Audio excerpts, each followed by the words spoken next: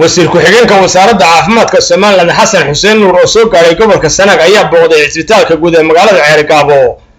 sidoo kale waxa wasiir ku-xigeenkan isagoo ay weheliyaan mas'uuliyiinta isbitaalka Ceergaabo iyo mas'uuliyiin kale oo u kormeeray dhismayaal cusub oo muddooyinkii ugu dambeeyay xukuumadda Soomaaliland ee halkaasi ka waday. waxaana kormeerkaasi kadib oo saxaafadda lala hadlay ugu horreyn halkaasi hadal la kooban ka yiri agaasimaha isbitaalka guud ee Ceergaabo Ismaaciil Salaaman Bowkax iyo Faysal Badhaadhe oo isaguna ka socday sanduuqa SDF waxaana hadalloodii ka mid ahaa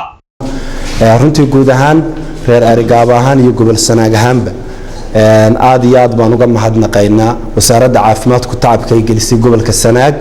oo aan oran karno runtii kulli labadii sano u dambeeyay adeega ugu badan ee caafimaadka laga qabtay waxa nasiib u helay Sool iyo Sanaag taana wasiir waan idinka mahad celinaynaa waana ku soo dhaweynaynaa insha Allah dhismayaashii isbitaalka Ceergaabo waa dhow yahay sida agaasimu sheegay 7% waa la qabtay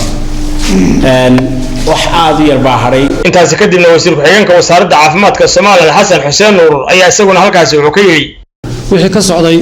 Ceergaabo iyo Laascaanood oo maan u socona horena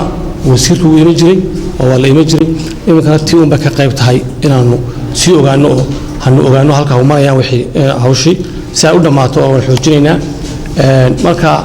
Ceergaabo aad buu nasiib badan ma leh oo adeeg isbitaalka iminka soo arkay soo leeyahay markuu dhamaado wixii ka maqana loo dhameystiro waa loo dadaalayaa waxaan leeyahay waxa ka mid noqonayaan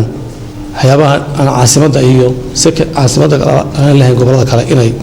ka helaan insha Allah rajayna Abdullahi Xuseen Darwish Somali Cable TV Ceergaabo.